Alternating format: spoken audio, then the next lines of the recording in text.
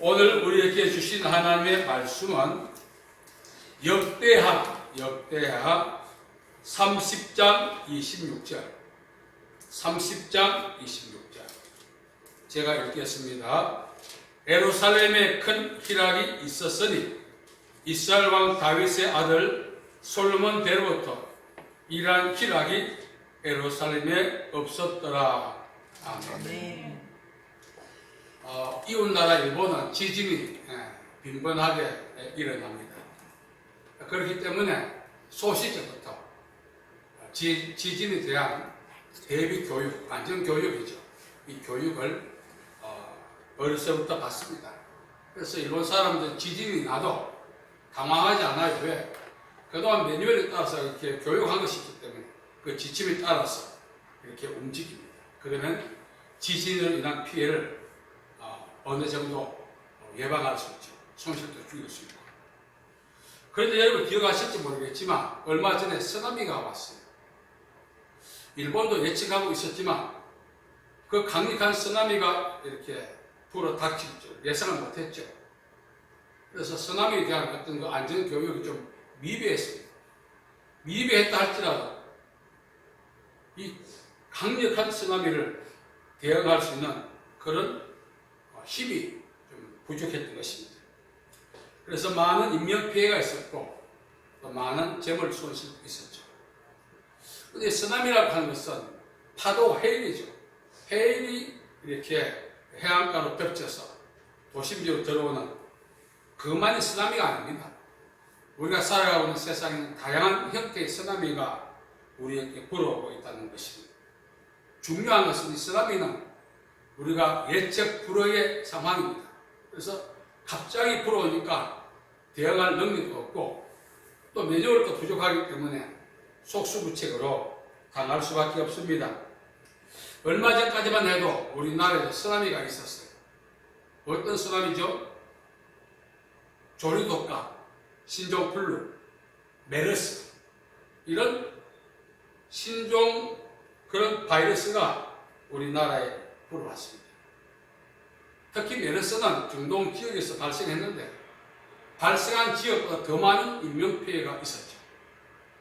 그래서 세계보건기구에서 어떻게 대처할 능력이 없었던 것입니다. 백신도 개발되지 않고. 그래서 많은 인명피해가 있었습니다.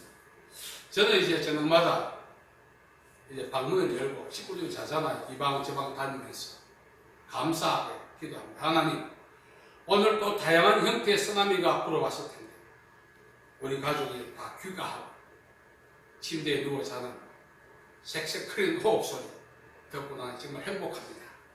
만약에 이 중에 한 명이 없다면 내가 저녁에 잠이 오겠습니까? 가슴이 무너졌어요. 그래서 식구 하나 수많은 쓰나미가 있는데도 불구하고 보호해 주셨어요. 저 가쁜 호흡 소리 듣고 나니 그게 얼마나 행복한지 색색 하는 소리가 눈물이 날 정도로 고맙고 감사하더라고요. 여러분, 이 백신도 없죠. 매뉴얼도 없죠. 만약 이런 메르스가 불어 닥친다면 가족들 중에 생떼 같은 목숨이 하나 없어져 봐요. 사람이 미치지 않고는 살 수 없을 정도로 됩니다. 그러나 그런 많은 쓰나미가 있었음에도 불구하고 가족의 건재를 인하여 우리는 하나님께 감사해야 하는 것입니다. 중요한 사실은 예측 불허의 일들이 확 불어 닥칠 때는 인명피해, 재물 손괴, 많은 아픔이 있습니다. 이 쓰나미가 말이죠. 가시적 세계, 우리가 살아가고 있는 지구 존재만 일어나는 것이 아니라 보이지 않는 신앙의 영역에서도 이런 쓰나미들이 많이 일어납니다. 갑자기 이게 무슨 일이냐면 우리가 신앙생활을 하다 보면은 좋고 나쁘고 떠나서 갑자기 어떤 상황이 전개될 때 우리가 대응 능력이 상당히 취약하기 때문에 불안해하고 염려하고 걱정합니다. 그런데 제가 이제 이렇게 오늘까지 살아오면서 또 기도하면서 성경을 읽으면서 우리가 살아가고 있는 이 가시적 세계에 일어난 쓰나미도 있지만 신앙의 영역에도 수많은 쓰나미가 있다는 것을 알게 되었죠. 왜 일어날까? 목적은 하나입니다. 하나님이 오래전에 계획 하셨던 일을 우리에게 전가하시기 위해서 일어난 것입니다. 그래서 이 신앙의 영역에서 일어난 성함이는 좋은 거죠. 오늘 본문 말씀을 보면은 히스기야 왕이 이제 집권한 이후에 그동안 이스라엘인들 마음에 하나님을 경외하는 마음이 없었어요. 그 근본 바탕이 애굽에서 구원해 주신 하나님에 대한 은혜, 이게 없었던 거죠. 구원에 대한 감격, 이게 없었던 것입니다. 그래서 이스라엘인들은 이 구원의 감격을 유지하기 위한 방편으로 유월절을 지켰는데 형식적이었고, 그래서 히스기야가 이러면 안 되겠다, 우리가 유월절을 지키자 했을 때 백성들 마음속에도 그런 마음이 있었어요. 그래서 왕과 백성이 일치해서 유월절을 회복하고 신령과 진정으로 지켰을 때 하나님께서 백성들과 히스기야 마음에 기쁨의 마음을 주셨다는 것입니다. 이 기쁨은 감정적 표현이 아니라 하나님의 나라는 먹고 마시는 것이 아니라 오직 성령 안에서 의와 평강과 희락입니다. 그래서 유월절을 지켰을 때 하나님이 백성과 히스기야에게 부어주셨던 그 기쁨은 감정의 기쁨 이전에 하늘나라를 간접적으로 경험하는 기회가 되는 것입니다. 뿐만 아니라 예수님께서 성령으로 기뻐하셨다는 것입니다. 이 기쁨은 또 성령 충만의 증거입니다. 또 갈라디아 5장 22절에 보면 성령의 열매는 사랑과 희락과 화평과 오래 참음과 자비와 양심과 충성과 온유와 절제라. 희락, 성령의 열매. 결국 이제 하나님께서 백성들과 히스기야 왕에게 하나님을 경외하는 마음, 그 기초가 유월절을 지키는 것입니다. 이 유월절을 지켰을 때 하나님 그것을 기뻐하셨다는 것입니다.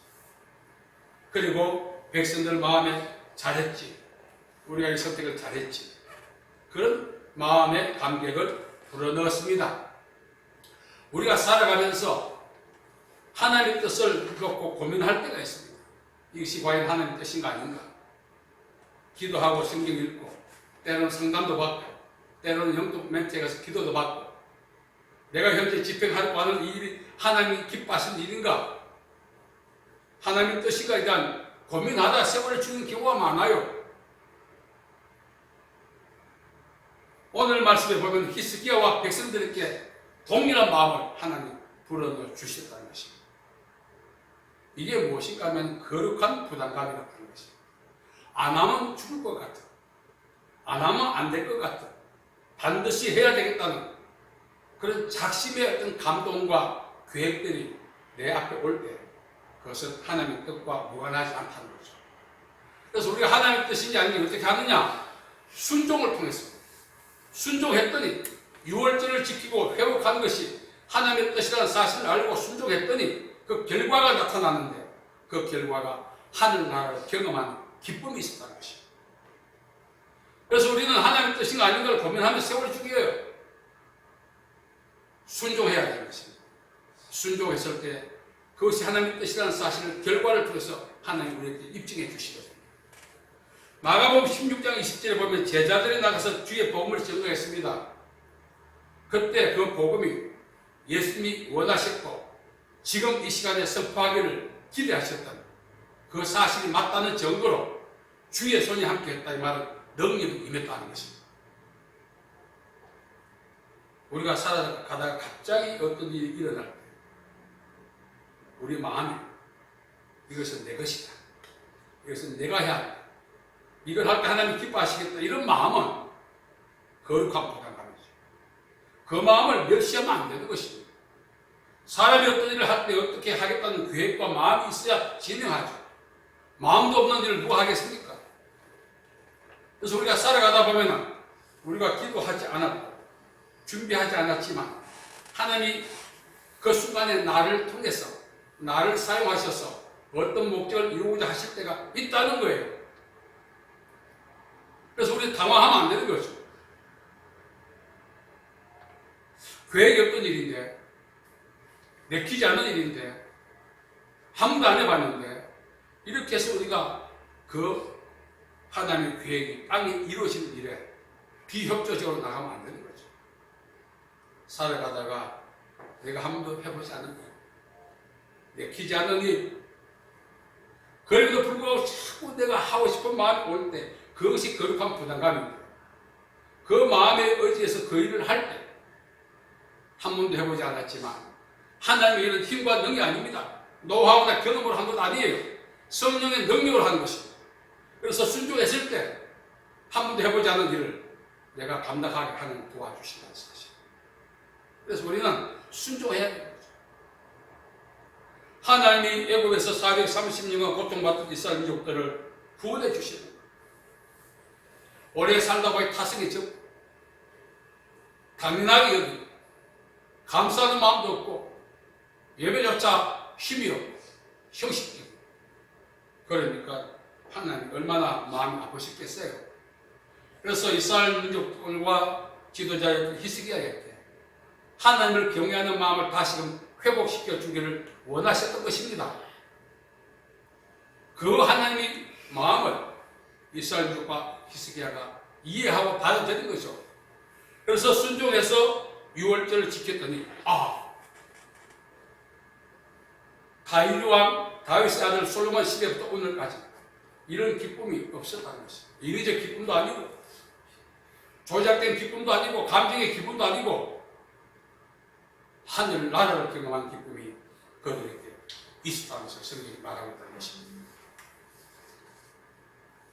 우리가 살아가면서 하나님 감당하지 못할 시험도 허락하지 않는다 했는데 맨땅에 해킹하기에 이막히지 않습니다.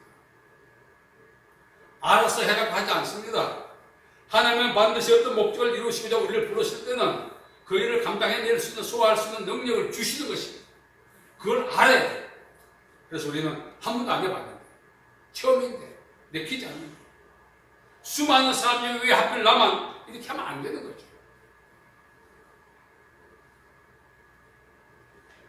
이스라엘 민족들이 지켰던 유월절 하나님을 경외하는 마음의 발로요. 그건 우리가 하나님께 감사하는 이유가 무엇입니까? 우리를 구원하시기 위하여 독생자 예수를 보내주셨다는 사실을 알고 믿을 때 감사합니다. 그래서 시편 기자가 하나님 앞에 한 가지 소원이 있었어요. 주여 나로 하여금 일생 살아가는 동안 세상에서 호흡을 마감하는 그날까지 구원의 감격을 잃지 않고 살아가게 도와달라. 그것이 있어야 하나님을 경외하죠. 그것이 있어야 신앙으로 살죠. 하나님은 신령과 진정으로 예배하는 자를 찾으십니다. 사실 유월절은 또 제사지만 예배의 한 장르예요. 그래서 이스라엘 민족들이 유월절을 지켰다는 것은 하나님을 경외하는 마음을 회복하고 하나님께 예배를 드렸다는 것입니다. 그래서 우리는 유월절이 아니지만 이 예배가 과거의 히스기야와 이스라엘 민족이 드렸던 유월절 형식을 띈 예배인 것입니다. 그러면 예배는 하나님이 기뻐하신다는 거죠. 요한복음 4장 23절에 보면 하나님은 신령과 진정으로 예배하는 사람을 찾는다 했죠. 여기 찾는다 이 말은 하나님의 소원이 뭔지 아시는 거예요. 하나님은 자기를 예배하는 자를 하나님 기뻐하신다는 것이에요. 예배 참석하는 게 이게 왔다 갔다 하는 게 그거 안 되는 거죠. 그래서 우리는 이제 예배 참석할 때마다 한 가지 사실을 잊지 말아야 될 것입니다. 유월절을 회복했을 때 하나님을 예배했을 때 하늘나라 경험하는 기쁨이 맞듯이 오늘 우리끼리 드리는 예배지만 하나님은 내가 인정하지 않고 있지만 내가 인식하고 있지 않지만 하늘나라를 경험하게 해주신다고 그걸 믿어야 되는 것입니다. 믿는 대로 된다고 해요. 나는 지금 하나님이 내게 어떤 마음을 준지 몰라. 난 내 마음을 사는 것 같지만 하나님 나에게 그 마음을 주셔서 살게 하셨다.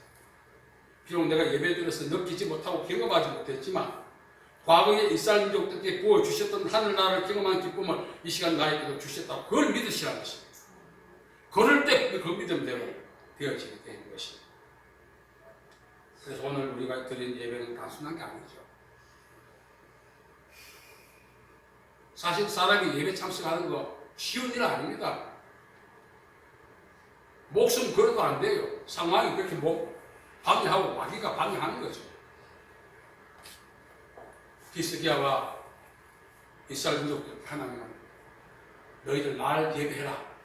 그 마음을 주신 거죠. 그래서 순종한 거죠. 그럼 예배가 뭐냐? 신학적으로 하나님이 우리를 부르시는 방법이죠. 야, 나 좀 보자. 그럼 우리가 예배는 또 뭐냐? 예배 참석하는 것은 우리를 부르신 하나님 앞에 예하고 응답하는 결과 예배가 되는 거죠. 그러면 이 예배는 하나님과 그의 백성들의 만남의 장소인 것이죠. 우리가 돌아갈 때 그냥 가면 안 되고 하나님 오늘도 나를 만나 주셔서 감사합니다 하고 가셔야 되는 것입니다. 예배 마치 부랴부랴 가는 것이 아니죠. 오늘 예배하는 것이 너무나 없어요. 하나님을 어떻게 예배해야 될지 교회에서 안 가르치는 거예요. 예배의 목숨을 한번 걸면은 하나님이 그 인생을 책임져 주시는 것입니다. 히스기야와 이스라엘 민족들이 유월절을 회복하고자 하나님을 경외하는 예배를 회복하고자 했습니다. 그 마음은 그들 마음에 자연 발생적으로 나온 것이 아니라 하나님이 부어주신 거룩한 부담감의 결과고 거기에 순종했을 때 하늘나라를 경외하고 이만 하나님을 만났다는 것입니다. 그래서 우리가 예배 마치고 돌아갈 때 난 느끼지 못하고 경험하지 못하고 아무것도 모르겠지만 하나님 약속대로 나를 만나 주셨구나. 그걸 인정해요. 그래야 그 예배가 가치 있는 예배가 되고 그 예배 때문에 인생이 풀리고 복을 받게 되는 것입니다. 뭐 금식하고 기도한다고 물론 그것도 방법이죠. 우리 방법이죠. 이스라엘 찬송 중에 거하시는 주여 주는 거룩하신 이이다. 그래서 우리가 예배에 대한 개념을 바꾼다면 정말 살아있는 예배가 되고 성령의 역사하는 예배가 되고 하늘나라를 경험하는 그런 예배가 되고 뿐만 아니라 내 인생 문제가 다 해결됩니다. 히스기야와 이스라엘 민족들이 정말 하나님을 경외하는 그 근본이 구원의 감격입니다. 그 구원의 감격과 관계된 유월절을 회복하죠. 이래 살면 안 된다. 우리가 하나님의 백성 아닌가? 하나님의 백성으로서 하나님을 영원롭게 하시기 원하십니다. 이건 어불성설 아닌가? 이렇게 해서 그들 마음에 하나님이 그 마음을 주셨죠. 뭐 한 사람도 반대 안 하는 거예요. 모두가 일치해서 하나님을 경외하고 예배했습니다. 그 기쁨이 이 말은 없었다 이 말은 전부 후만 기쁨. 이 기쁨을 우리가 재현해야 돼요. 어떻게? 예배 때 주님 오신다고 믿고 나를 만나주시고 나를 수술하시고 나를 도와주시고 일해주시고 이렇게 상상하면서 그 상상대로 되는 것입니다. 하나님은 어떤 사람을 찾는다 하고 하나님을 예배하는 사람을 찾는 것이에요. 그럼 우리가 예배 참석해서 하나님이 찾아받은 사람이 되는 거예요. 자부심을 가져야 돼요. 감사합니다. 수많은 사람이 하나님 나 좀 만나주세요 하지만 하나님이 만나기를 원하신 형태의 사람이 돼야 만나주시지 혼자 소리치다고 되겠어요? 그래서 예배는 하나님 만날 수 있는 어쩌면 내 인생 마지막 기회라고 생각하고 오늘 만나주셔서 너무 감사합니다. 내 힘든 거 아시지요? 하나님 해결해 주시는 걸 믿습니다. 이 감격이 막 가슴에 일주일은 저리 가고 평생 감격하면서 살 수 있어요. 히스기야 왕과 이스라엘 백성들이 일치를 통해서 하나님을 예배할 때 왔던 그 기쁨이 오늘 부족하시는 우리 이 자리에도 동일하게 하나님 부어주셨음을 믿으시기 바랍니다. 아멘. 그 믿음으로 남은 인생 살아서 승리하시길 바랍니다. 아멘. 기도하겠습니다. 하나님 아버지 감사합니다. 정말 부족한 저희들 버리지 아니하시고 늘 예배 때마다 약속에 내려오셔서 예배를 받아주시고 한 사람 한 사람 만나주시고 위로해 주시고 힘주시고 치유하시고 복 주신 것을 믿습니다. 오늘 이 자리에 함께 하시고 우리 만나주신 하나님께 감사드리며 예수님의 이름으로 기도하옵나이다. 아멘.